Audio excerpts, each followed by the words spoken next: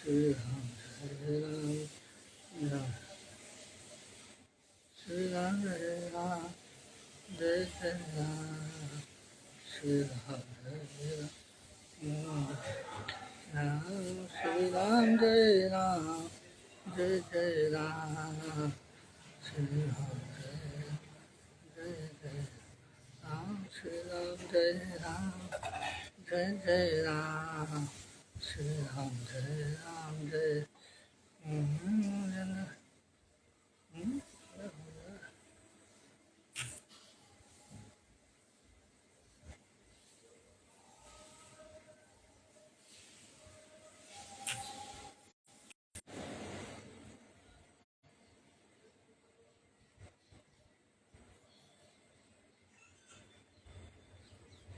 Shri Ram, Jai Ram,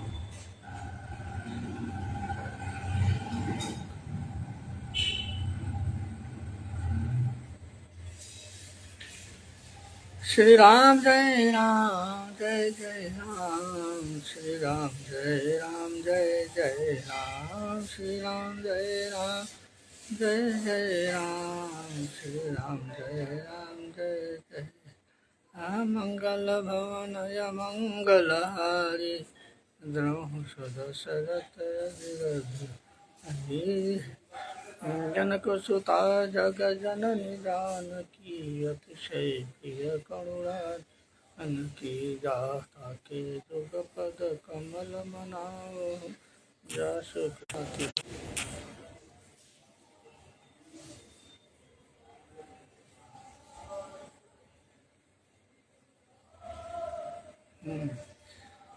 पुनि मन बचन करम रघुनायक चरण कमल बंदहु सभला करा जीव नयन धरे धनुषायक भगत विपति भंजन सुखदायक घिरा अलथ जल बीच संकट भिन्न भिन्न बंदहु सीता राम जी पद जिनहि परम प्रिय खिन राम कथा के रसिक भक्तराज मति धीर आय सुवासन लीजिए तेज पुंज महावीर आइए हनुमत बैठिए कथा सुनिए मन लाग आसन अपना लीजिए आइए पवन कुमार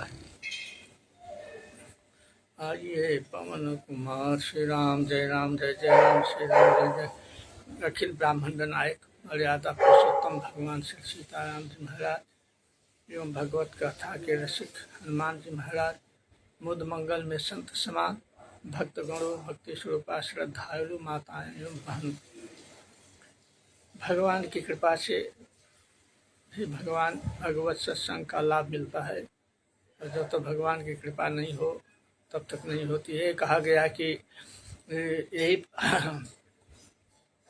कहते हैं कि इस मार्ग में वही पांव धरता है आता है जिसके ऊपर भगवान की कृपा होती है और जिस पर कृपा नहीं होती है तो उसको भी नींद इत्यादि जबरदस्ती आने लगती है। इसलिए कहा कि कल के प्रसंग में आप लोग भगवान राम जी का जन्म की कथा सुने अवतार की कथा सुने भगवान का अवतार किस हेतु से होता हुआ है बताया गया।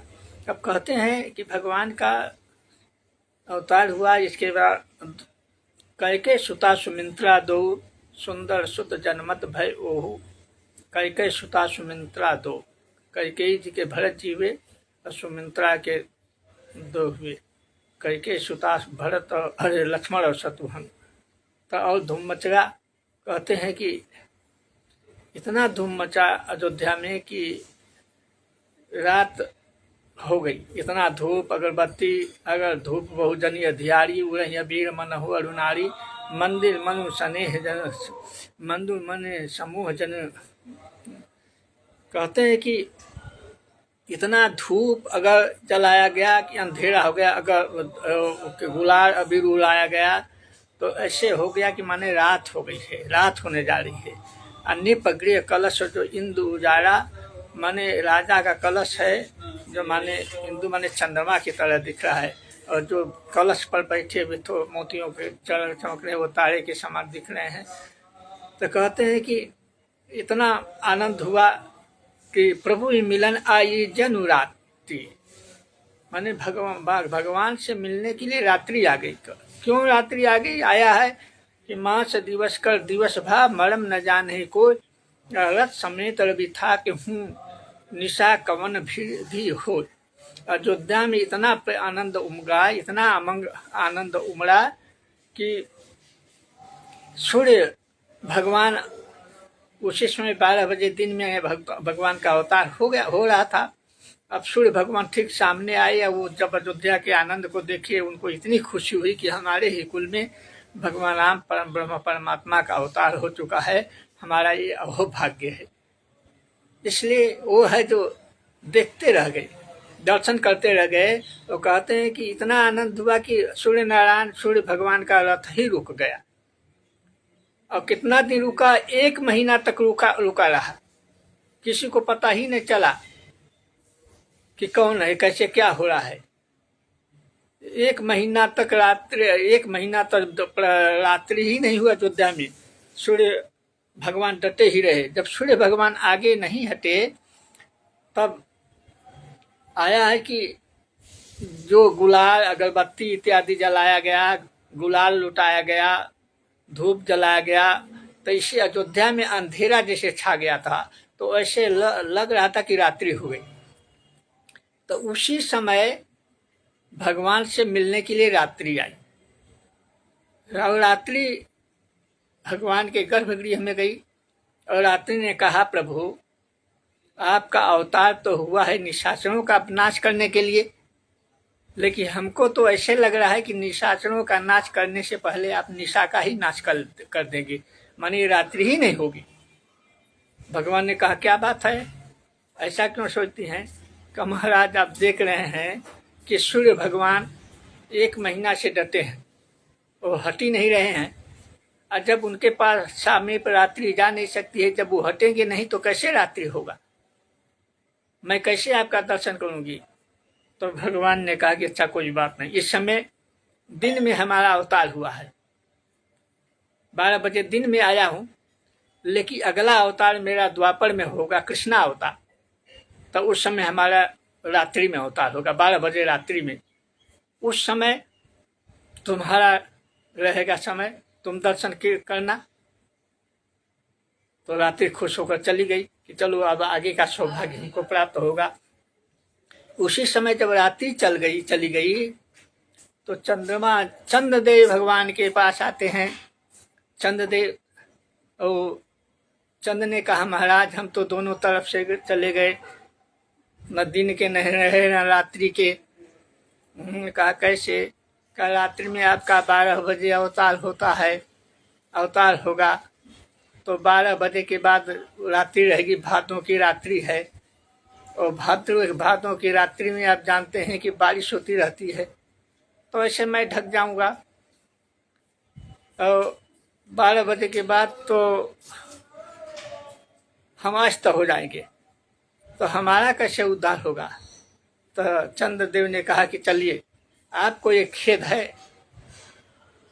तो कुछ बात नहीं, मैं आपको भी वचन देता हूं कि मैं तो सूर्य वंश में अवतार लिया हूं, तो मेरे नाम के आगे पहले सूर्य का नाम होना चाहिए। लेकिन सूर्य का नाम नहीं होगा हमारे नाम के बाद। चंद्रदेव, चंद्र आपका नाम रहेगा, चंद्रमा का नाम रहेगा, इसलिए लोग हमको चंद्रदेव कहेंगे। अरे रामचंद्र कहेंगे, सूर्य का नाम नहीं लेंगे, रामचंद्र कहेंगे, माने मेरे नाम के बाद आपका नाम लगेगा। तो चंद्रदेव भी प्रसन्न हो गए। अब कहते हैं कि उसी में शंकर जी ने कहा कि और एक कहूँ निज चोरी, सुन गिरिजा अति दृढ़मति तोरी। शंकर जी ने कहा कि पार्वती उस समय मैंने भी चोरी किया एक। अब देखिए शंकर जी वैष्णवा नाम प्रथम शंभु, वैष्णव में सबसे प्रथम है, श्रेष्ठ है। कोई भी भगवान की लीला होती है शंकर जी उसमें जरूर पधारते हैं। भगवान की ऐसी कोई लीला नहीं है जिसको नहीं देखते हैं। भगवान की 5 लीला है। 5 लीला कौन है? बाल लीला, भगवान की बाल लीला, इसके बाद विवाह लीला, इसके बाद वनवास लीला, इसके बाद युद्ध लीला, युद्ध के बाद कहते हैं कि राजलीला 5 लीला है, लेकिन पांचों लीला में 5 व्यक्तियों को मोह हो गया।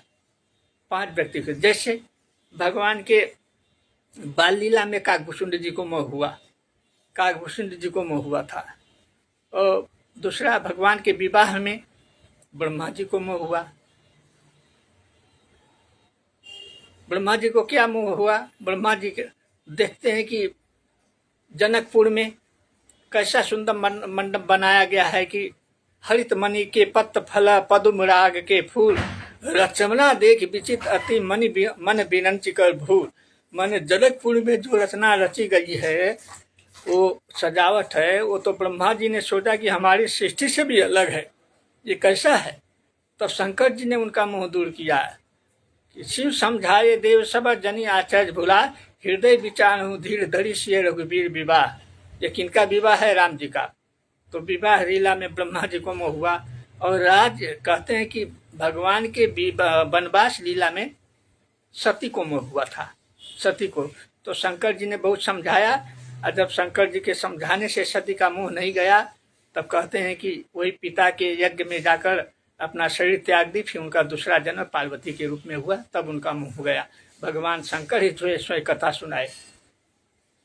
तो वनवास लीला में सती को मोह हो गया। युद्ध लीला में गरुड़ जी को हुआ। जब नाक फांस में बांध दिया मेघनाथ, तब गरुड़ जी आकर मोह दूर किए। नारद जी ने, हनुमान जी गरुड़ जी को बुला रहे, और गरुड़ जी जब मोह दूर किए, गरुड़ जी जब भगवान का बंधन काटे, नाक फांस काटे, लेकिन स्वयं गरुड़ जी को मोह हो गया। और उन्होंने कहा कि व्यापक ब्रह्म बीरज अति। कहते हैं कि वो ब्रह्मा भगवान व्यापक है, सब कुछ है, लेकिन उनको नाक फांस में बांध दिया साधारण राक्षस। नाक फांस में बांध हूँ ना, साधारण राक्षस बांध दिया, तो ये कैसे भगवान है? भगवान ये कैसे हैं? जिसका नाम लेने से भव बंधन छूट जाता है, लेकिन वह स्वयं नाक फांस में बंध गए, तो कैसे भगवान? भव बंधन से छूट ही नर जब जाकर नाम, अखर निशाचर बांधो नाक फांस श्री राम।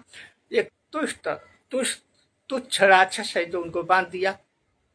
जिसका नाम जपने से, राम नाम जपने से भव बंधन छूट जाता है, तो उनके बंधन को काकभूषुंड जी, मुंह बंधन को काकभूषुंड जी भगवान की कथा सुनाकर उनको दूर किए। और राजलीला में वशिष्ठ जी को मोह हुआ। वशिष्ठ जी को भगवान का राजलीला देखकर मोह हो गया, और भगवान के पास एकांत में आए और कहे कि प्रभु देख देख आचरण तुम्हारा, हो तो मुँह में हृदय अपारा। महिमा अमित वेद नहीं जाना, मैं कई भांति कहूँ भगवाना। उपरोहित कर्म अति मंदा, वेद पुराण स्मृत का निंदा। जब न ले तब विधि मोही, कहा लाभ आगे सुत होई। तो ही परमात्मा ब्रह्म न रूपा, हुई रकुल भूषण भूपा। हे प्रभु, आपका यह लीला देखकर हमको बार बार मोह हो रहा है, होता है। लेकिन अब हमको ने विचार किया कि हमारे पिता ब्रह्मा जी ने हमको सूर्यकुल का उपरोहित जब बना रहे थे, तो हमने कहा कि नहीं, उपरोहित मैं नहीं बनूंगा। उपरोहित बहुत पाप का धन खाना पड़ता है, सबका पाप लेना पड़ता है। तब ब्रह्मा जी ने कहा कि नहीं प्रभु, नहीं वशिष्ठ जी, आगे आपको लाभ होगा, आपको पाप नहीं लगेगा, बहुत बड़ा पुण्य लगेगा। क्योंकि उसी वंश में पर ब्रह्म परमात्मा नारायण का अवतार होने वाला है राम रूप में, और उनके आप गुरु बनेंगे। तब ब्रह्मा जी खुशी हुए। वो बोले कि जब ऐसा है तो हम तो पुरोहित बनूंगा, क्योंकि योग यज्ञ ज्ञान से भी जिसका दर्शन होता नहीं है, लेकिन वो पुरोहित का कर्म करने से हो जाएगा, तो मैं जरूर बनूंगा। तो ये 5 लीला है। 5 लीला में 5 व्यक्ति को मोह हो गया। लेकिन शंकर जी 5 लीला का दर्शन किए हैं, लेकिन 5 लीला में किसी में भी मोह नहीं हुआ। जैसे बाल लीला में भी आया है। शंकर जी जब राम जी के जन्म का धूम मचा हुआ था, तब शंकर जी सोचे कि सभी लीला में मैं भगवान का दर्शन करता हूँ, लेकिन ये बाल लीला है, इसमें भी दर्शन होना चाहिए। कैसे करूँ दर्शन? तो काकभूषुंड जी के पास गए, और काकभूषुंड जी के पास जाकर कहते हैं कि काकभूषुंड, अयोध्या में भगवान का अवतार हुआ है। बड़ा खुश हुए। कहे चलेंगे उनका दर्शन करने। काकभूषुंड जी ने कहा चलिए प्रभु, बहुत अच्छा है, हम तो ये अवसर खोजता रहता हूँ। तो कहे कि ऐसे दर्शन थोड़ा होगा, कैसे होगा कि चलो इस समय भगवान का अवतार हुआ है, हमें तो क्या है डमरू बजाएंगे और तुम गाना अलापना, और जब गाना गाने लगोगे तो कौशल्या जी महल से गाना सुनने आएगी, उसी समय दर्शन होगा। तो ठीक है चलिए। तो कहते हैं कि शंकर जी और काकभूषुंड जी चल दिए। अयोध्या की गलियों में इतना आनंद आ रहा था, इतना आनंद आ रहा था कि परमानंद प्रेम सुख फूले और बीथिन फिर मगन मन भूले। इतना परमानंद का सुख हो रहा था कि सब उनके गलियों में भूल गए, और 2-3 दिन तो गलियों में भटकते रहे। उनको ध्यान ही नहीं था कि हम इतना आनंद आ रहा था कि हम किस लिए आए। पर 2-3 दिन के बाद याद आया कि हम लोग भगवान का दर्शन करने आए हैं। बताओ, हम लोग ऐसे घूमते रह गए। तब चल दिए दर्शन करने के लिए। दर्शन करने के लिए चल दिए तो शंकर जी तो मदारी बने थे और काकभूषुंड जी उनके चेला बने थे। देखे महल के पास कौशल्या जी की खिड़की एक जगह खुली थी। खिड़की के पास है जो काकभूषुंड जी और शंकर जी अपना झोली झंडा सब पटक दिए। पहरेदारों ने पूछा कि क्या हो रहा है, क्या होगा यहाँ? कहा महाराज हम लोग खेल करेंगे। कहा ठीक है खेल करो। तो कहते हैं कि खेल होने लगा। रीता प्रतिशत कौतुक सोलखी, गीता भूषुंड जी गावन लागे। कहते हैं कि गीता भूषुंड जी गावन लागे, झाक झरोखन में डमरू पार्वती के बजावन लागे। चौक पड़े पलना में हरी। कहते हैं कि जब डमरू जोर से शंकर जी ने बजाना शुरू किया तो भगवान पलने में ही रोने लगे।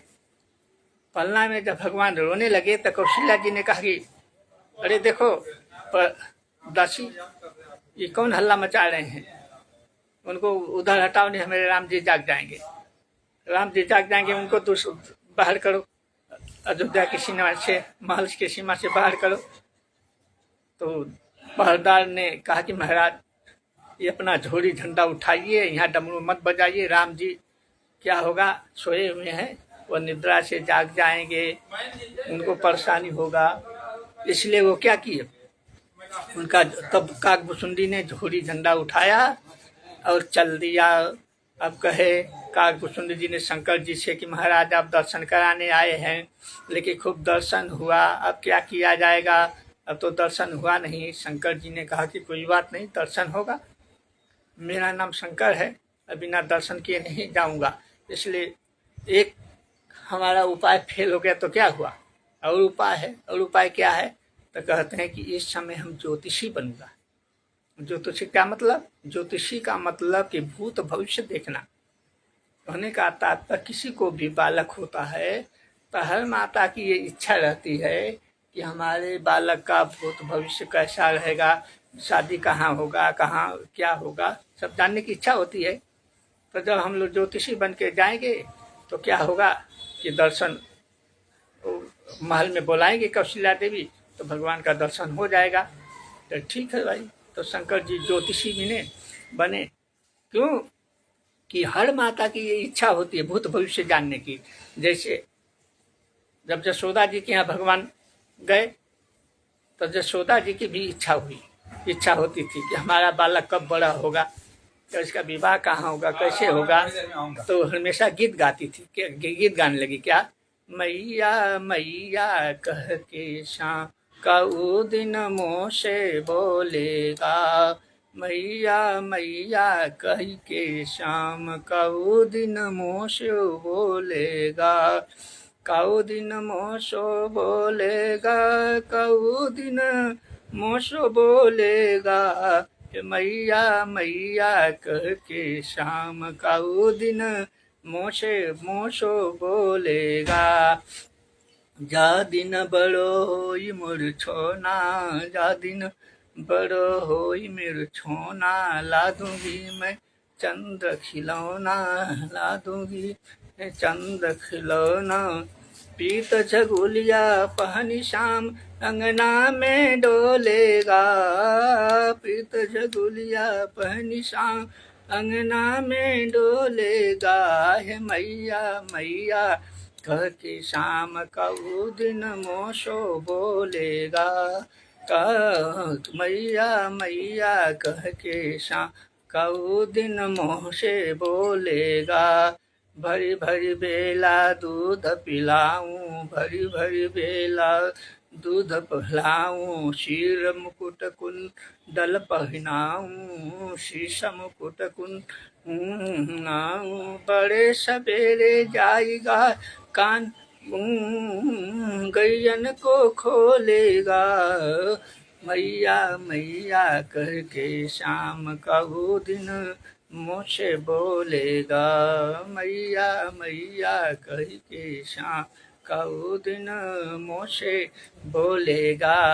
होली होएगी ब्रिज में भारी होली होएगी ब्रिज में भारी खेलेंगे मेरे कृष्ण मुरारी खेलेंगे मेरे कृष्ण मुरारी। बड़े सभी थे शाम रंगीरो रंग में बोलेगा हे मैया मैया कह के शाम का वो दिन मोशो बोलेगा।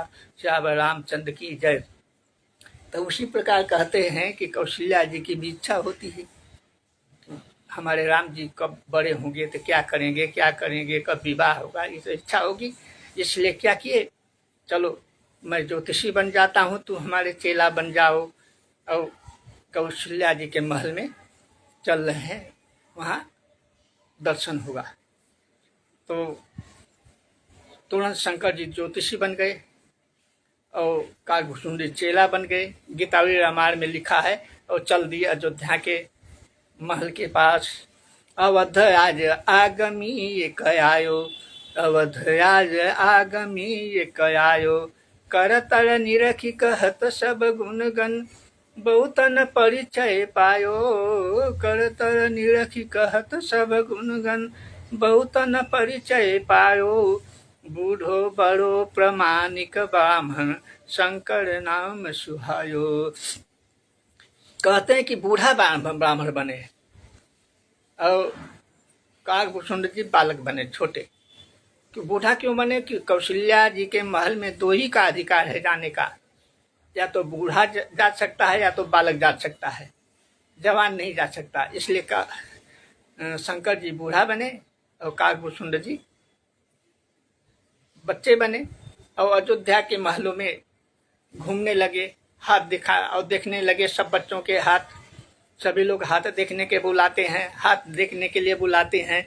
और शंकर जी ऐसे हाथ देखते हैं कि उनका भूत भविष्य, वो तो भगवान ही है, सब कुछ जानने वाले हैं, भूत भविष्य बता देते हैं। जब वो बताने लगे तो पूरे अयोध्या में शोर मच गया। फिर आज अयोध्या में एक ऐसा आदमी आया है, ऐसा जानकार आया है कि सभी बच्चों के बूढ़े के सबके जितने भी व्यक्ति हैं सबका भूत भविष्य बता देता है। बात खबर गई कौशल्या जी के पास। कौशल्या जी ने दासी ने कौशल्या जी से कहा कि हे रानी जी, अयोध्या में एक ऐसा आदमी आया है, ज्योतिषी आया है कि सभी बालकों का सब कुछ है, जो हाथ देखकर ही बता देता है। इसलिए आप भी अपने राम जी का हस्तरेखा देखने के लिए उसको महल में बुलाइए।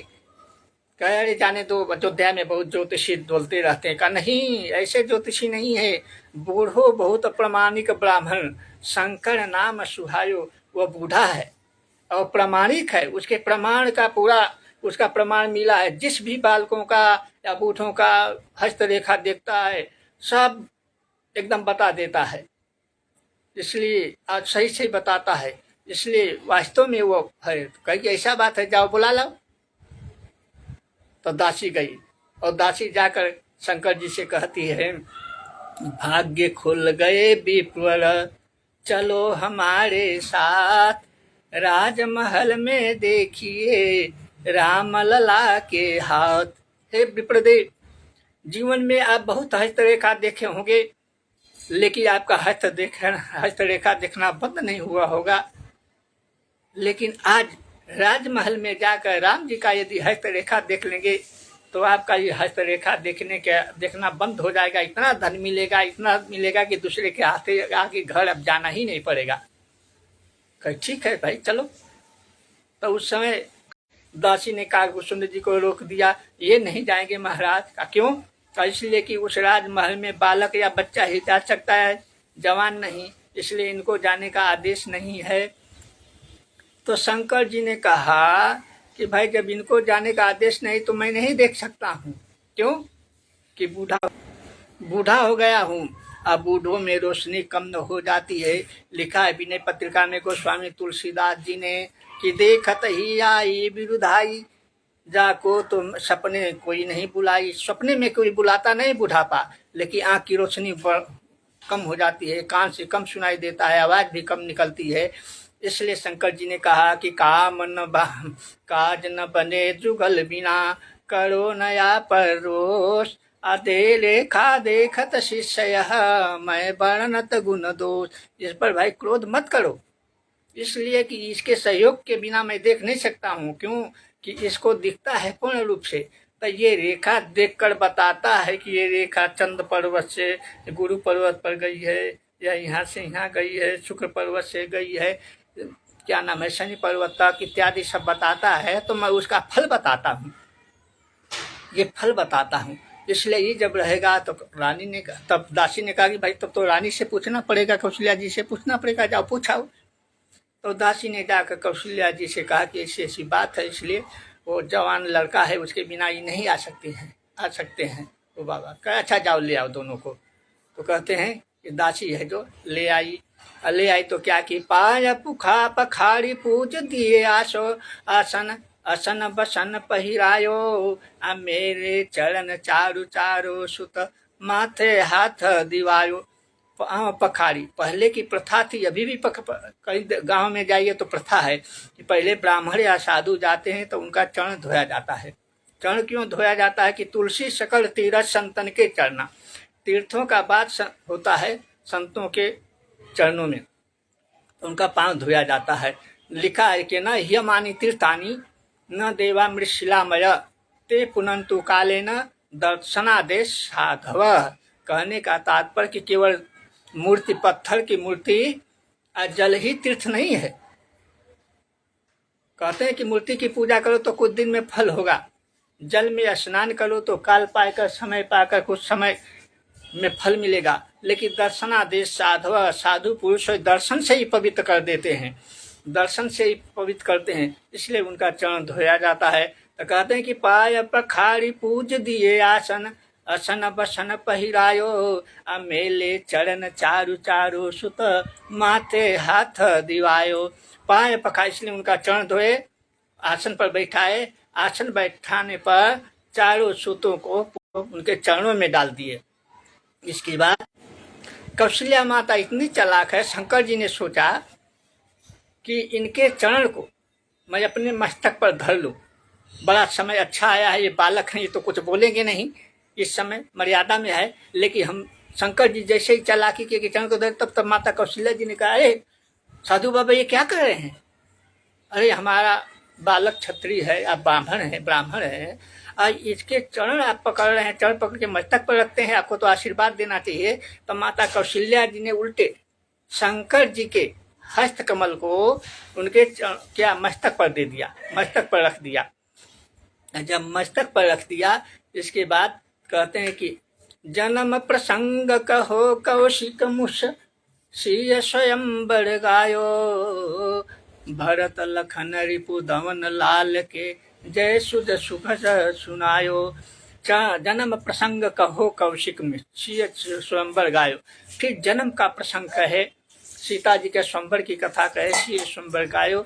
अब भरत लखन रिपु धवन लाल के, जय सुख सुध सुनायो। सब उनका वर्णन किए। अब वर्णन करने के बाद जब उनका सब कुछ बता दिए, तो भगवान ने देखा कि अब इसके बाद तो इनका वनवास लीला है। अब वनवास लीला अभी हम बता देंगे तो माता कौशल्या क्या करेगी? रोते रोते ही मर जाएगी। इसलिए कहे कि माँ, इस समय छोटे बालक है ना, इनके लीला है। यहाँ तक बताए कि जब ये बड़े होंगे तो एक विश्वामित्र नाम के ब्राह्मण आएंगे, इनको ले जाएंगे। अब माता कौशल्या तो घबरा गई, ये भाई साधु ब्राह्मण आए आते हैं तो ले जाते हैं, बच्चों को साधु बना लेते हैं, तो क्या हमारा बच्चा साधु बन जाएगा क्या? कहा नहीं, साधु नहीं बनेगी। क्या करें, वहाँ जाएंगे तो राक्षसों का वध करके और जाएंगे अलग, तो उनका विवाह होगा। अब विवाह करके जाएंगे तो बहू लेकर आएंगे। तब तो माता कौशल्या है जो बहुत आनंदित हुई कि वह जल्दी आ जाए। इसीलिए देखिए, जब विश्वामित्र जी आए अयोध्या में तो दशरथ जी बहुत रोए, विलाप किए, लेकिन कौशल्या माता नहीं रोई। कौशल्या माता तो हर्षपूर्वक उनको विदा कर दिया कि जाओ पुत्र उनके जा साथ, क्योंकि वो तो प्रतीक्षा ही कर रही थी कि कब वो बाबा जी आएंगे। तो क्या की कि वो जल्दी से विदा की। तो इसके बाद राजा कहते हैं कि इसके बाद शंकर जी है जो चले गए सबको सुना के और प्रसन्नता पूर्वक। और इसके बाद भगवान और लीला किए। इसके बाद भगवान की एक लीला और छोटी सी जन्म कहते हैं कि नामकरण का बता देते हैं। इसके बाद भगवान बड़े हुए तो कहते हैं कि नामकरण कर अवसर जानी, भूप बोली पठे मुनि ज्ञानी, करी पूजा भूपति यश भाखा, धरिए नाम जो गुनी मुनि राखा। आजकल अपने बालकों का नाम अपने रख देते हैं माता पिता, या कोई भी अपने रखते हैं, लेकिन ये प्रथा नहीं है। जब बालक का जन्म होता है तो विप्र को, ज्योतिषी को बुलवाइए, उनके द्वारा अपना उनका जन्म तिथि और फिक्स समय जन्म का लिख कर और ज्योतिषी को दीजिए, तो वो नाम करेंगे, उसके अनुसार नाम बताएंगे। अपने नाम नहीं रखना चाहिए, या श्रेष्ठ गुरुजनों से नाम रखवाना चाहिए। तो कहते हैं कि नामकरण का अवसर जानी, जब नामकरण का समय आया तो भूप बोल पठे मुनि जानी, गुरुदेव को बुलाया गया। और गुरुदेव को बुला के कहे, महाराज धरिए नाम जो गुनी मुनि राखा, आपने जो हमारे चारों बालकों का हृदय में नाम विचार के रखा है, उस नाम को आप बता दीजिए। गुनी मुनि राखा हृदय में विचार के बताइए। तो कहते हैं कि तीनों माताएं अपने पुत्रों को लेकर बैठ गई। कौशल्या जी राम जी को गोद में बैठी लेकर, कैकेयी जी भरत जी को लेकर बैठी। और सुमित्रा जी के 2 पुत्र हैं, तो भरत शत्रु हम कहते हैं वो लक्ष्मण और शत्रुघ्न जी को गोद में लेकर बैठी और वशिष्ठ जी नामकरण करने लगे। और जब वशिष्ठ जी नामकरण करने लगे तो कहते हैं कि जो आनंद सिंधु सुख राशि, करते त्रिलोक सुपाशी, सो सुख धाम राम यश नामा, अखिल लोकदायक विश्रामा। जो आनंद सिंधु सुख राशि, करते त्रिलोक सुपाशी, सो सुख धाम राम असनामा, अखिल लोकदायक विश्रामा। जो आनंद के सुख है, आनंद के समुद्र है, आनंद के समुद्र है, सुख के राशि हैं, उनका नाम राम है। और जिनके शिखर मास्ते लोग कहते हैं कि तीनों लोग आनंदी होता है, उसका नाम राम है।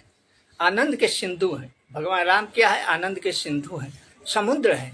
तो अब बताओ, और जिसके एक शिक, जैसे शिखर का मतलब कि अगर समुद्र के अंदर एक शिक को, तिनका को डुबा दीजिए तो उसमें एक ही बूंद तो जल आएगा। तो संसार तीनों लोक में, स्वर्ग में या ब्रह्मलोक में जितना भी आनंद है, एक शिक के, एक बूंद के बराबर है। भगवान राम तो समुद्र के सुख के समुद्र है, और उनके शिखर मात्र एक बूंद के बराबर तीनों लोक में आनंद है। तब बताओ कि जिसके शिखर एक बूंद आनंद में हम इतना आनंदित हैं, और जब हम समुद्र में चले जाएंगे तो कितना आनंद होगा। समुद्र में तो और ज्यादा आनंद से निकलेंगे नहीं। इसलिए जो भी भगवान को आप देख रहे हैं ना, कि जो भगवान को देख लेता है एक बार, तो और बात तो छोड़िए, केवल देखने मात्र से ही वो इतने आनंद में डूब जाता है कि वो निकल ही नहीं पाता है। जैसे आया है ना, परशुराम जी देखते इतना क्रोधित थे कि राम चितई रहे थकी लोचन, रूप अपार मार मद मोचन। हाँ, राम चितई रहे थकी लोचन, माने उनका रूप ऐसे है कि जो एक बार देख लेता है तो देखते ही रह जाता है, पलके नहीं गिरती है। मनुष्य शत्रुपा ने भी कहते हैं कि छवि समुद्र हरि लोक बिलोकी, एक टक रहे नयन पटलो की, सादर चित वही रूप अनूपा, अतृप्ति न मानहि मनुष्य रूपा। कहते हैं कि छवि समुद्र हरि लोक बिलोकी, माने सभी के समुद्र हैं जो राम जी, उनको जब देखे तो एक टक देखते ही रह गए। तब वो उठे नहीं, सिर पर से प्रभु निज कर कंजा, तुरंत उठाए कणुरा पुंजा। सिर पर से प्रभु निज कर कंजा किए, किसके? मनु जी के सिर पर, सिर पर से स्पर्श करके उनको उठाए, तब तुरंत उठाए करुणा पुंजा। मानी इतने सुख के समुद्र है भगवान, इसलिए कहते हैं कि जो आनंद सिंधु सुख राशि और सीकर से आया है।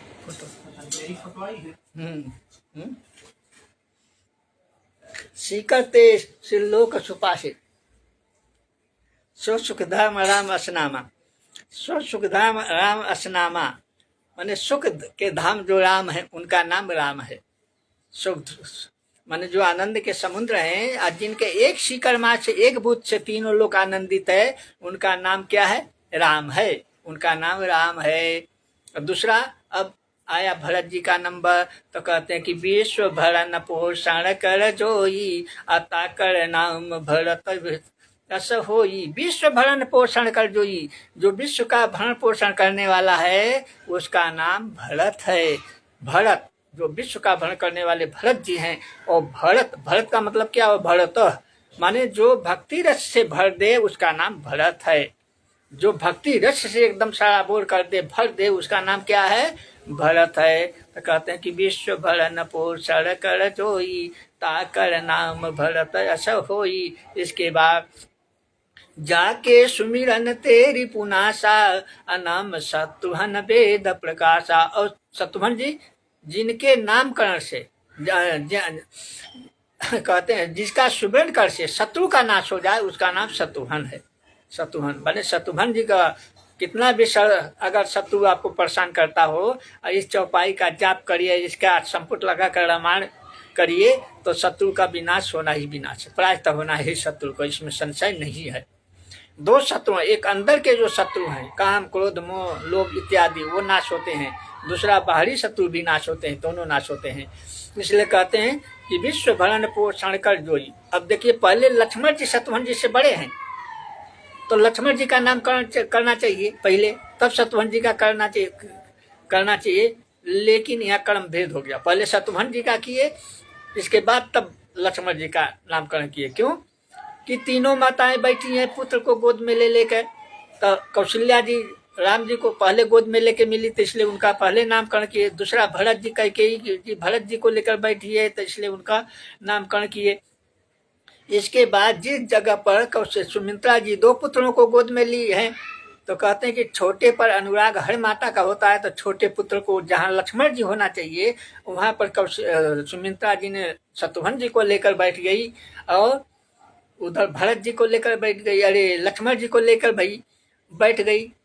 तो वशिष्ठ जी ने सोचा कि यदि भरत जी का, अरे लक्ष्मण जी का पहले नामकरण करता हूँ, इनको छोड़ देता हूँ बीच में, तो इनका अपमान होगा, इसलिए इनका नामकरण करके शत्रुघ्न जी का, तब उन्होंने कहते हैं लक्ष्मण जी का नामकरण किया। तो इसलिए इनका नामकरण किया कि विश्व भरण पोषण कर जोई, ताकर नाम भरत होई ऐसा होई। विश्व का भरण पोषण करने वाले उनका नाम भरत है, और जिनके सुमिरन से शत्रु का नाश हो, उसका नाम शत्रुघ्न है। अब कहते हैं कि लक्ष्मण जी का नाम करने का नंबर है, तो कहते हैं कि लक्षण धाम राम प्रिय, सकल जगत आधार, गुरु वशिष्ठ तेहि राखा, लक्ष्मण नाम उदार।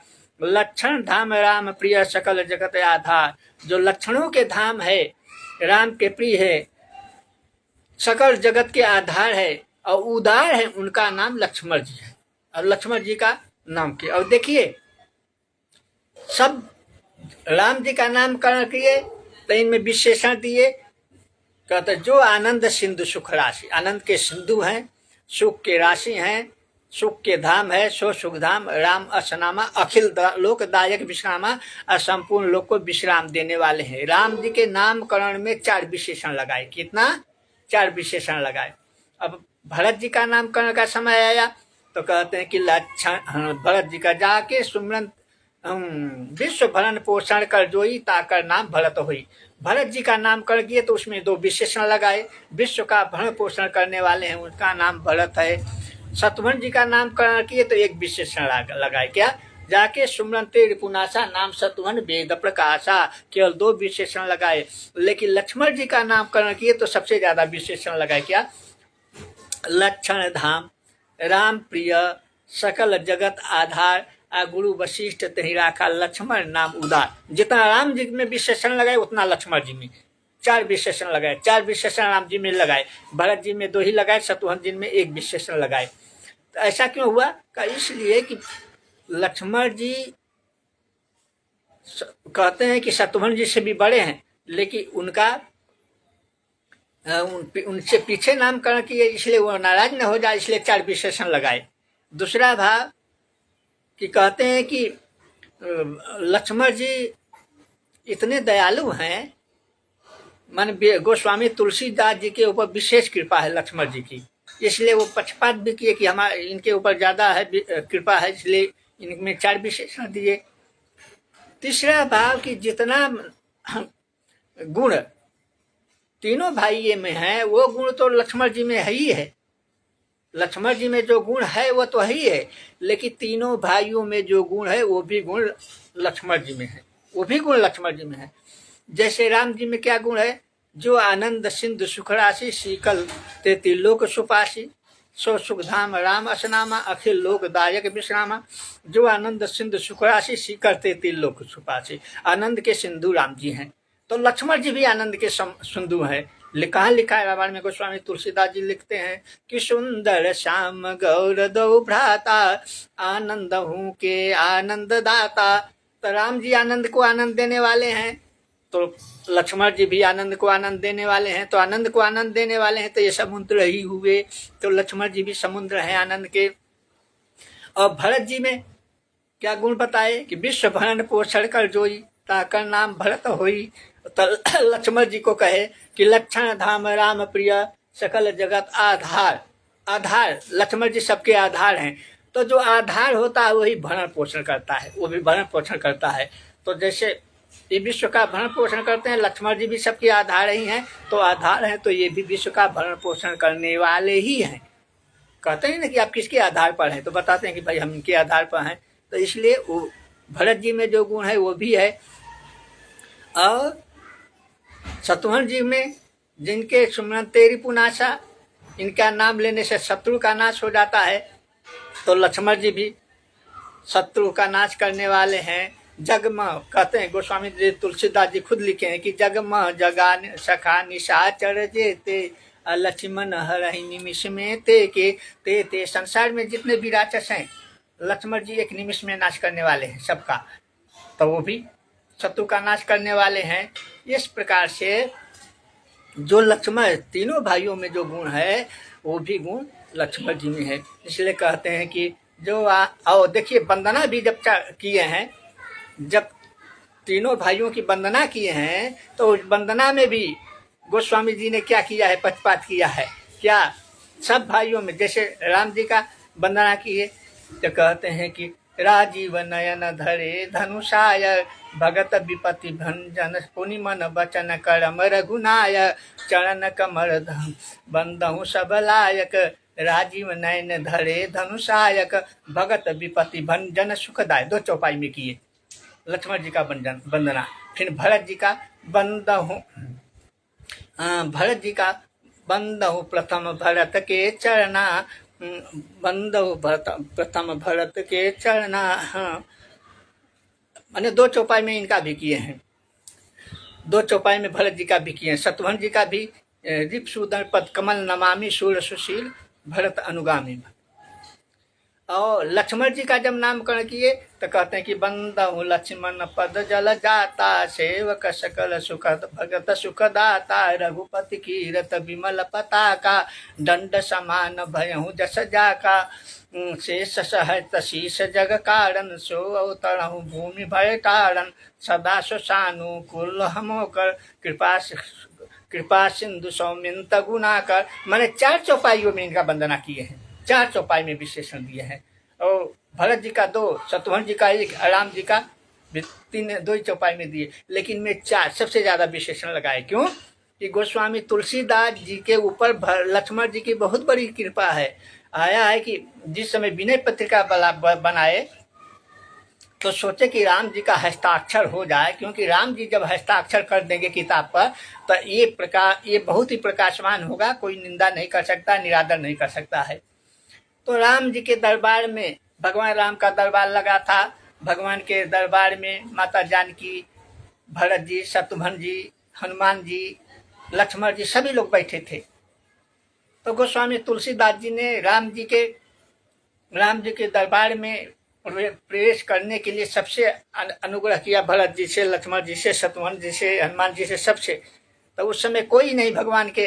तो उस समय लक्ष्मण जी कहते हैं कि मारुति मन रुचि लखी, भरत की लखन है कही है, अकलिका लहु नाथ प्रीत प्रतीत, एक किंकर की निबही है। हे नाथ, मारुति माने हनुमान जी की और भरत जी की सबकी रुचि को देखकर लक्ष्मण जी ने राम जी से कहा, महाराज कलिकाल में भी एक प्रीत, अविश्वास, एक किंकर की, एक दास की निबही है, आप इस पर हस्ताक्षर करिए। तो कहते हैं कि भगवान राम ने उसको सही किया, मैंने हस्ताक्षर किया विनय पत्रिका पर।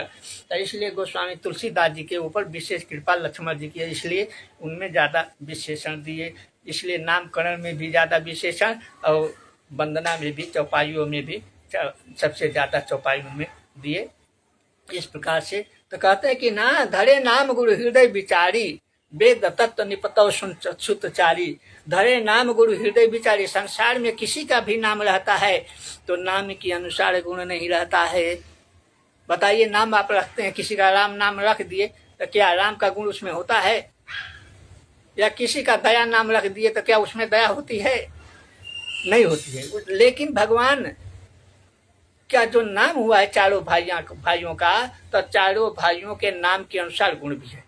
इसलिए नाम के अनुसार गुण हो तो उसकी शोभा है, और गुण नहीं हो तो शोभा नहीं है। जैसे एगो दृष्टांत हमको याद आ गया कि एक गांव में एक सेठ जी रहते थे। एक गांव में एक सेठ जी रहते थे, तो उनका नाम था ठनठन पाल। क्या नाम था? ठनठन पाल।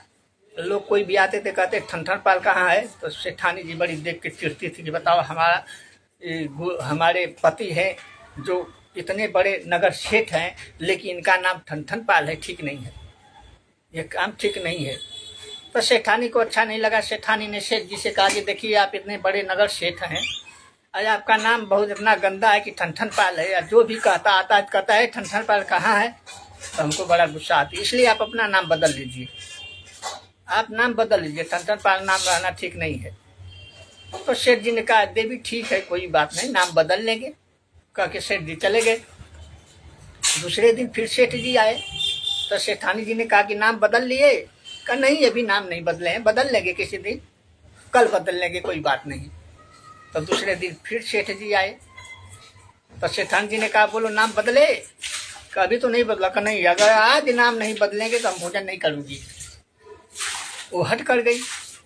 तो सेठ जी ने कहा, ठीक है देवी, जब तुम इतना कहती हो तो नाम तो बदल लेंगे, लेकिन पहले देखेंगे कि संसार में जितने भी व्यक्ति हैं, अगर उनका नाम के अनुसार गुण है तब तो नाम बदल लेंगे, और यदि नाम के अनुसार गुण नहीं रहेगा तो नाम नहीं बदलेंगे। तो ठीक है, खोजने चले। जब सेठ जी खोजने पड़े संसार में नाम, तो कहते हैं कि पहले गए जब नगर के बाहर, तो एक औरत है जो कंडी बीन लेती। कंडी माने गोईठा, गाय का जो गोबर का बनता है ना, वो जलाने के लिए गोईठा कहीं कहते हैं, कहीं कंडी कहते हैं। तो देवी को बुलाए, और देवी को बुला, कहते हैं, देवी जी आपका नाम क्या है? तो कहे लक्ष्मी। वाह! उन्होंने कहा कि आपका नाम है लक्ष्मी, या आप गोबर बीन रही है? कहा नाम से क्या फर्क है भाई, अब भाई गोबर बीनने न पड़ेगा हमको जब। तो कहे कि अच्छा। तो उन्होंने लिख लिया अपने डायरी में कि लक्ष्मी जी गोबर बीन रही है। फिर आगे बढ़े तो क्या देखते हैं कि एक व्यक्ति भीख मांग रहा था, भिखारी। तो भिखारी को बुलाया, कहे कि भिखारी आपका क्या नाम है? कहे भाई हमारा तो नाम है धनपाल, हमारा नाम धनपाल है। का धनपाल तो कुबेर को कहा जाता है, इतने खजानती है, आप भीख मांग रहे हैं धनपाल होकर? भाई नाम से क्या हो गया? अब भाई जब कुछ नहीं रहेगा तो भीख नहीं मांगेंगे। तो लिख लिए कि धनपाल भीख मांग रहे हैं। और फिर आगे बढ़े तो क्या देखते हैं कि एक व्यक्ति मरा हुआ है, राम राम सत्य कहते हुए जा रहे हैं कंधे पर लेकर। तो उसको बोला भाई ये व्यक्ति जो पूछ लुकवाए उसके मरने वाले को जो लेके जा रहे थे, कहे भाई रोको थोड़ा, रोक दिए।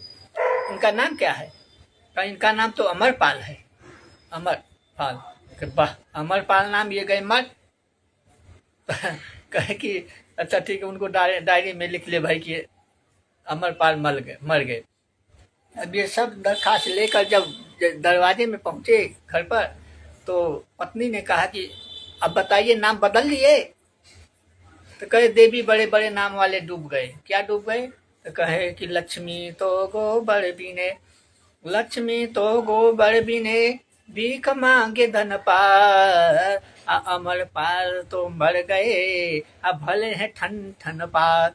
कहते हैं कि लक्ष्मी जब गोबर बिन रही है, धनपाल भीख मांग रहे हैं, अमरपाल मर गए, तो हमारा ठन ठन पाल नाम ही ठीक है। बोली राजा रामचंद्र की जय। बस अब यहीं पर कथा का विराम होता है, फिर कल कथा होगी। जय श्री राम, श्री राम जय राम, जय जय राम, श्री राम जय राम जय।